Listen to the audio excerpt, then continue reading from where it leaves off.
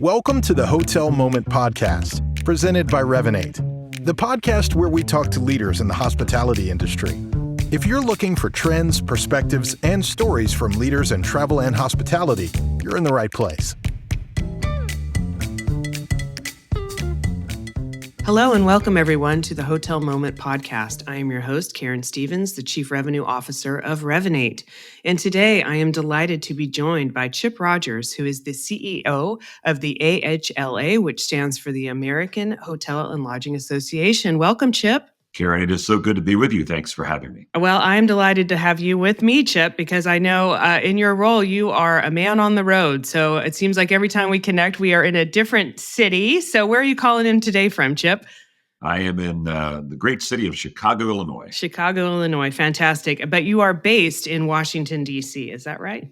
That is correct. But as you noted earlier, my job requires extensive travel. And so most weeks I'm someplace other than Washington, D.C. for at least part of the week. Okay, fantastic. Well, I can imagine in your role as CEO of the AHLA, it's a lot of time in different cities, in different markets, making sure that the policies that are there and the hoteliers you work with are making the most out of all of the markets that we operate in. So on behalf of all of us, thank you for doing all of that travel. Well, thanks. It can get tiring at times, but for the most part, it's enjoyable. I mean, getting to work in this industry is really unlike any other.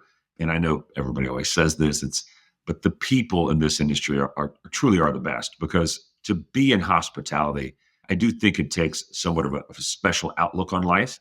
And so even under the toughest of circumstances, especially the things we went through during the pandemic, just being around hotel people, it's a lot of fun and I enjoy it. Yes, that's right. Well, I echo those sentiments exactly. Great. Well, I have a lot of questions I love to dive in with here, but I want to start with a few personal questions, if that's all right, to get us warmed up. Sure. Okay, so the first question is, when did you start working in the hospitality industry, and do you remember your first day on the job?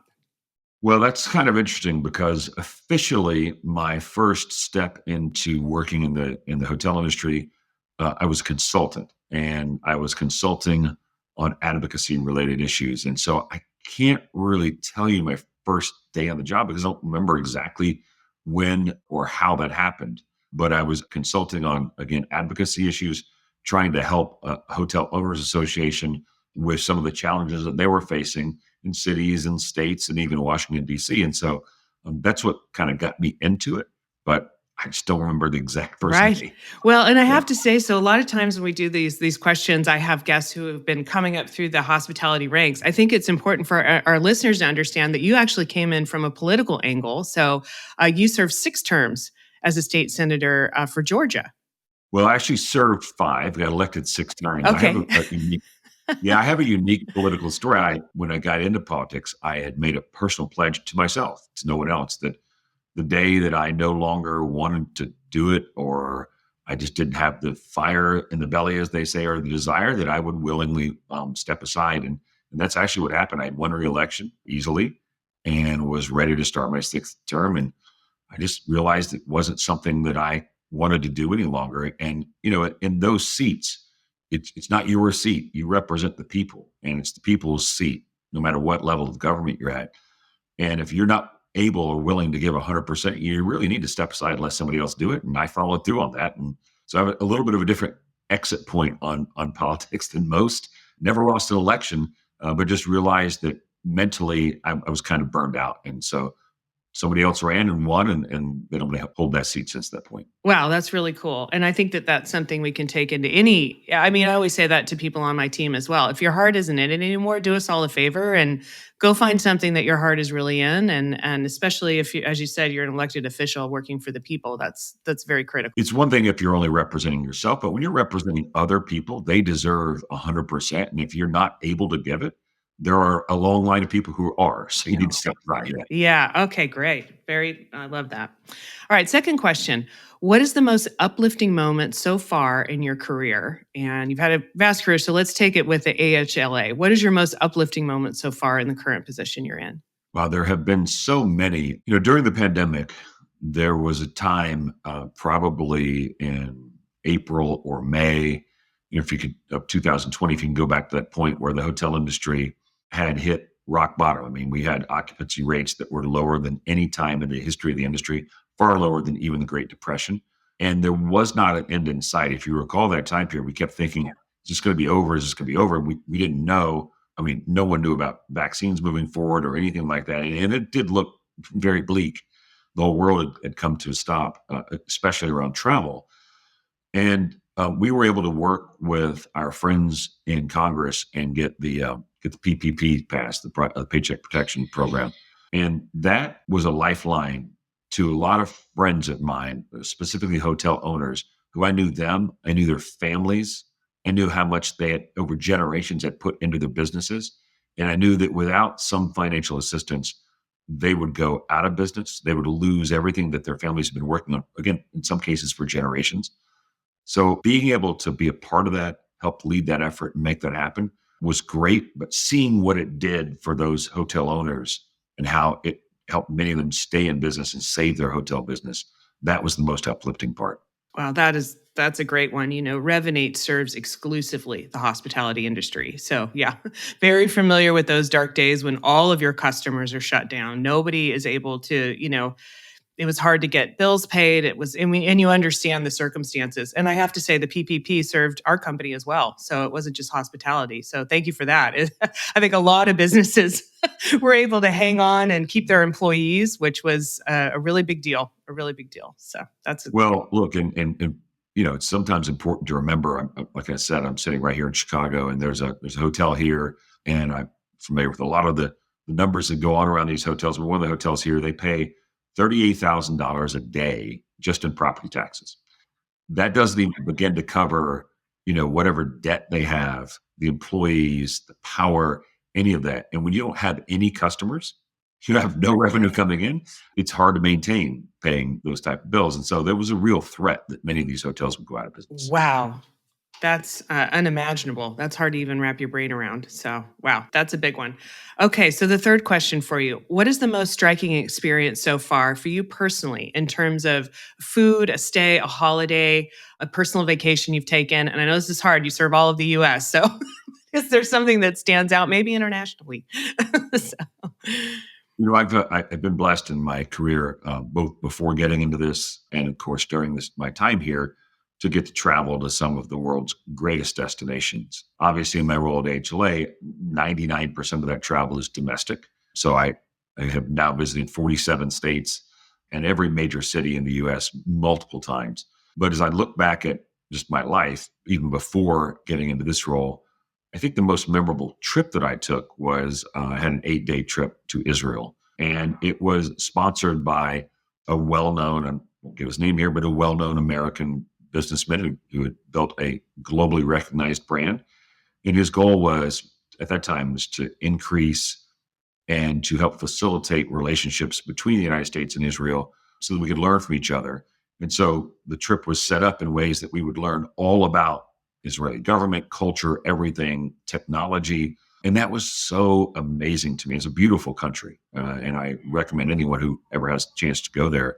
Some say it's the home to 3 major religions, and how that is woven into everyday society, and how in that part of the world, there are certain challenges that we don't necessarily recognize here in the US, and how you live through that on a day-to-day basis. It's really interesting. It was probably the most personally impactful trip that I've ever taken. And so I usually point to that one as the one that kind of stands out amongst all the others. Certainly. Well, you're never going to forget that one. I mean, it sounds really phenomenal. That's really cool. Love it, with the culture too. Okay, so how have you met any celebrities while you've been, working in the industry? Probably a ton, but does anyone come to mind? Well, I had the chance to meet most of the more recent presidents. President Obama. Well, I met, prior to getting in this role, George W. Bush, then President Obama, President Trump, and President Biden. I've not actually met President Biden while he's president. I met him while he was vice president and in the U.S. Senate. But yeah, I mean, they're all fairly well known. Yeah. So, you do get the chance to meet, especially in my line of work, folks at the highest levels when it comes to government. But you also get to meet other famous people occasionally. But, I'll focus on those as being the most well-known, popular or not. Yeah. The most well-known people. Yeah. I asked this question to all of my guests, and I think you win. So far. And Obama's always the top of my list. So, wow, that's great. That's great. Okay. And then the last question for you. Who are the women at work you have been most inspired by? Oh, wow. It's interesting because I kind of look at and have had the just incredible opportunity in life to hire lots of people. And I get questions a lot about, diversity, equity, inclusion. We at AHLA have a ton of resources going into that.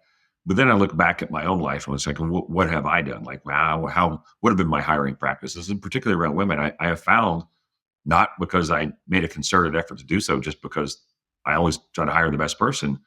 I've actually hired far more women than I have men. And that's just a function of the candidates that came forth for these jobs. And so as I look around and look back, like, who are the people that, that I've hired and worked with, I think would be even better, that have made such positive impact. And there's a ton of them. Two people come to mind. One is a lady I worked with for many years by the name of Rachel Humphrey.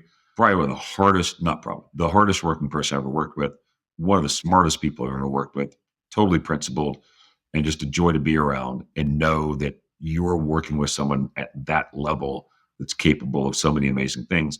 And then right now, I actually have the honor and the joy of having our chairperson be Leslie Hale, who is the CEO of RLJ Lodging, and just an incredibly inspiring person, handling her CEO role and a mother of four, and doing work at a level and an intensity that is quite rare. And it's inspiring to be around people like that because they help raise you to a new level. Right. Absolutely. Well, and I love what you said at the top there, because again, question I asked to everybody, and it's so wonderful to think that we're at a place now, I think for a lot of companies, where it is about the person, the candidate that you're looking at, and regardless of gender, where they come from, background, it's about the person themselves, their merits, and what they bring to the table. So that's great. Well, look, I've been blessed with four children, two boys, two girls.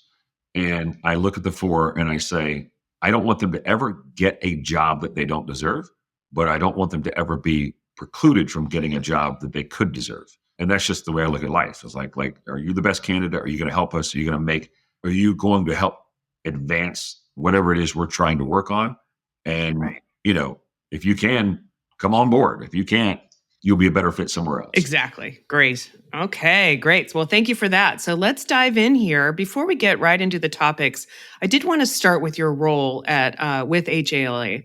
Could you give me a little bit more information about what your experience has been like as the CEO? You mentioned a lot of travel, but what does your day-to-day look like when you're doing all of the work across the 47 states and all the major capitals? So no day ever comes close to looking the same. We represent the entire industry. So that's from hotel owners to hotel brands to management companies and to all the companies, even like Cornell Hotel School, the dean of the school is on my board. So we represent the educational interest of the industry as well. And then all of the vendors who sell goods and services. So there's a lot of people that are impacted by what happens in the hotel industry every day. Our main role at AHLA is to simply be the voice of the industry, to help protect it and help promote it. We do that two ways: through AHLA, which is mainly focused on advocacy at the city level, the state level, and the federal level. And then through our AHLA Foundation, which is mainly focused on those who work in our industry and providing, all the way starting with educational scholarships to people who are in hospitality schools to get them to come into our industry, to job training, to an apprenticeship program, to certification, working on all these things to help support those who make our industry very special. And so we kind of look at it from two different angles. And so, my day-to-day is somewhere on that spectrum, right? I could be talking to the mayor of a city one day and then working, with a vendor who's trying to get more involved in the hotel industry on the next day, and everything in between. And so, like I said, there's no day that ever looks the same.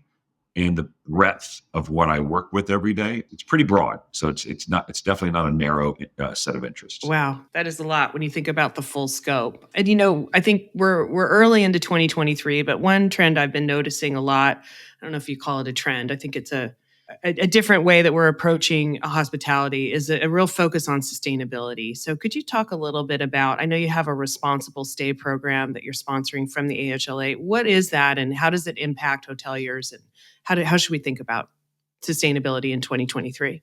I think about it really through a couple of different lenses. And first is, what should we be doing as a member in the hotel industry, as a member of general society? I mean, how are we making a positive difference? And I think when you look through that lens, there are things that we can do better, though I will say the industry has done a lot of really good things.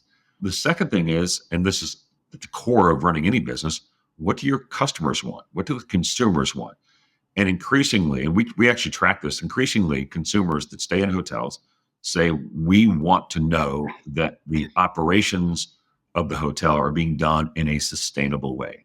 And so our role at AHLA is to say, how can we set industry-wide standards that everyone can achieve and almost set a baseline that others can go above and beyond that? But we want to create a unified, clearly understood baseline so that consumers know no matter what hotel I go to, they're following at least these practices. And many hotels, brands, will go above and beyond that. And so that's what we're doing with Responsible Stay is really uniting the industry around a set of standards. We're early on in the process. It will take a while, but every hotel structurally is different. Like the hotel I'm sitting in right now is different than the hotel I can see about 5 of them outside my window here, but it's different from the other ones down the street. But the operations are generally the same. And so how do you make sure that you're operationally doing the things and taking the steps to have a sustainable product for your guest and make as little negative impact as possible? So another big topic, I know that, we mentioned the pandemic earlier and the impact that had on hospitality. And I think kind of the hangover we still have from that is the labor shortage. Although I think we've seen some improvements, but what are you seeing out there across the industry? And I know you also had some initiatives to help with that from a political standpoint. So can you talk a little bit about labor, how you feel about that today? Is there any, what's happening on the horizon that might be more positive? Anything that you can give us on that front? No question, the single biggest challenge the industry is facing and has faced for quite some time. It's always important to remind people that this is not just a pandemic-generated challenge, though the pandemic made it much, much worse. Prior to the pandemic, at the end of 2019, industry-wide, and that includes direct hotel jobs and hotel-related jobs, we're about 900,000 people short in our industry. Then along comes the pandemic. As we noted earlier, occupancy drops off to, I think the low is around 14% at one point. And a vast majority of employees in the United States in our industry, direct hotel employees, were either laid off or had their hours cut severely. And so that was kind of the backdrop for many people looking to leave the industry. Now we've built back up. Now the industry does look a little bit different because the consumer mix is definitely weighted more towards leisure travel as opposed to business travel. But the jobs have come back. The opportunities are there. And again, it does look a little bit different. But the systemic problem of not having enough workers is still plaguing our industry and many other industries. And so we look at this in 2 different ways. One, how do we get a larger share of the pie, and the pie being the number of available workers in the United States? How do we encourage more of those people to come into our industry? Well, one, wages are at the highest level they've ever been at historically in our industry. Highest wage level ever. And it's much different. We sometimes get lumped into with restaurants, particularly fast service restaurants. And we love those folks. They're great. They're all part of a larger hospitality industry. But hotel wages are so much different than that. The average wage in the US now for a hotel worker is over $23 an hour.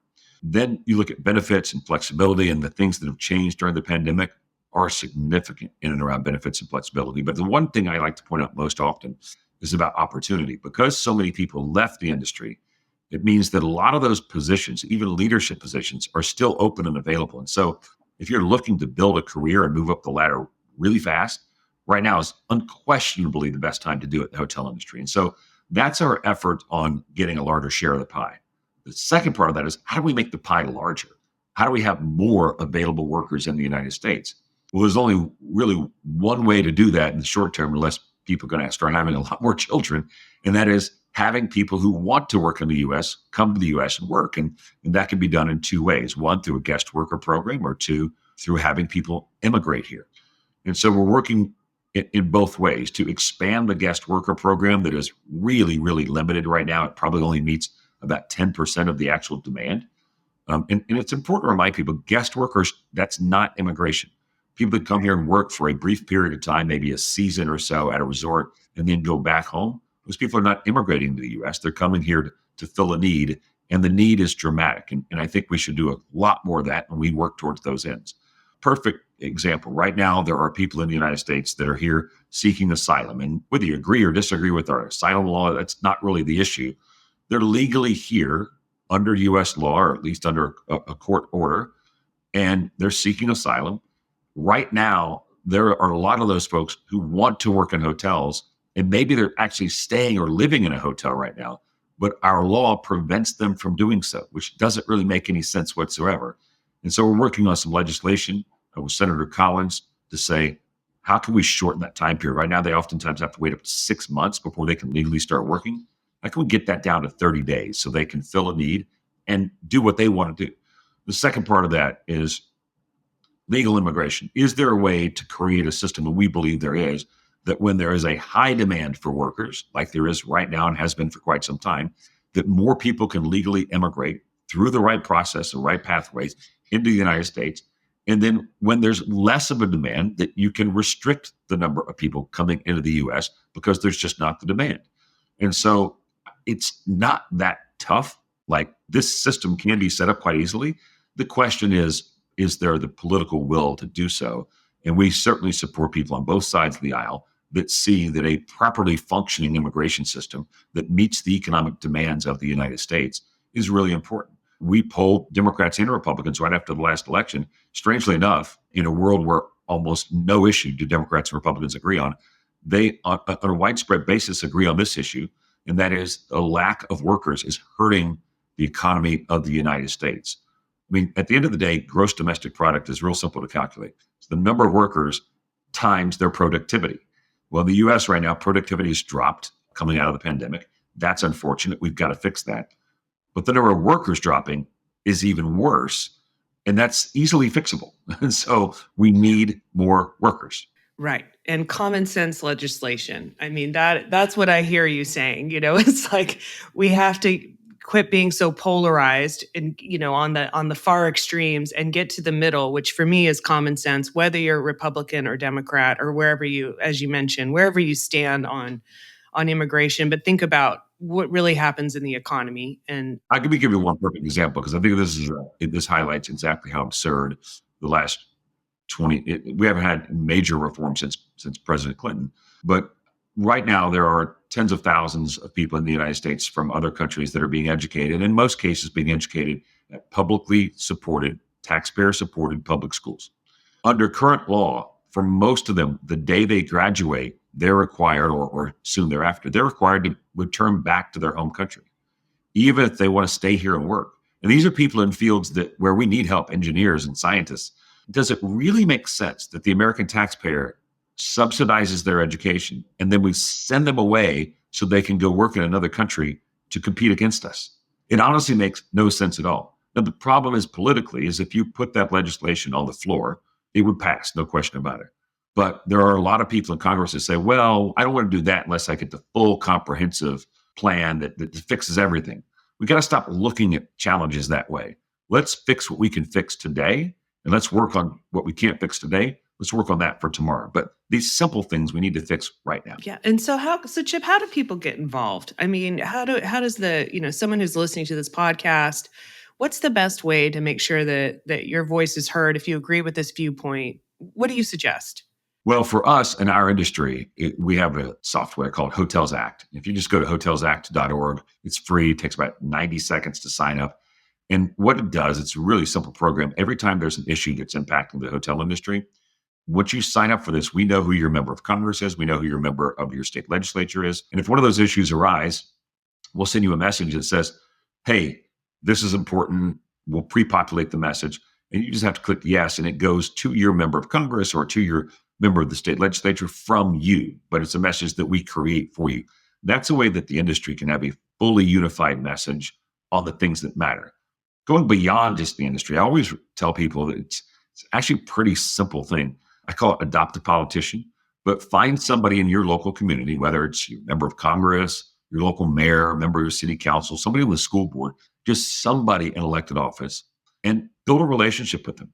Go to them and say, hey, I work in this industry. Hopefully it's the hotel industry, but even if it's not, just say, I work in this industry. I know that what you do impacts my industry. And I know what my industry does probably impacts you. How can I become a resource for you to help you when there are questions that arise about my industry? Lawmakers are good at getting elected, and they may come from some background, and at which I'm sure they were good at as well. But they rarely know everything about every industry. In fact, I've never met a lawmaker that knows everything about every industry. And they need support. They need to know things about the industry that we work in that they would otherwise never know. And so we need to become a resource. They're not looking for a best friend. They're looking for someone they can rely on that will give them good information to help make better decisions. And that's where we, just as American citizens, should step in and become resources. Absolutely. So the website again, is it one more time? Hotel Act on? What is it? Hotels, plural, HOTELS, act.org. Hotelsact.org. Hotelsact.org. Okay, great. We will put it in the show notes for everybody listening to the podcast. And get involved, start local. Well, start all the way up the chain, but figure out who your local people are and go from there. Look, if you know President Biden, he can be your politician, your doc. Yeah, there you go. But not everybody knows President Biden. I love it.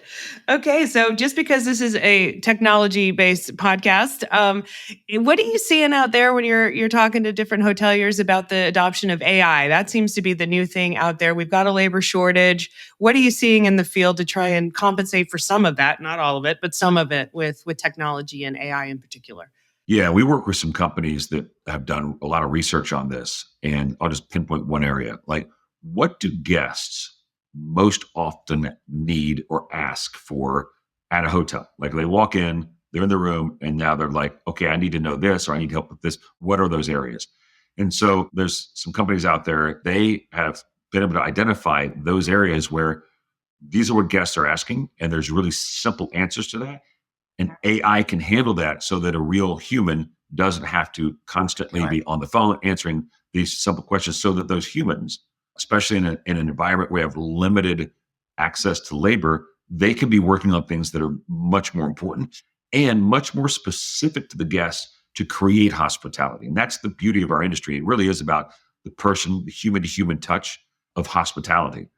And so how can AI specifically answer the common questions to allow the real humans to answer the unique questions? And I think that is right out of the gate where AI can be very helpful and is being very helpful. The second part, and this has changed a lot during the pandemic. If you went back pre-pandemic, housekeeping was basically 7 to 3 every day.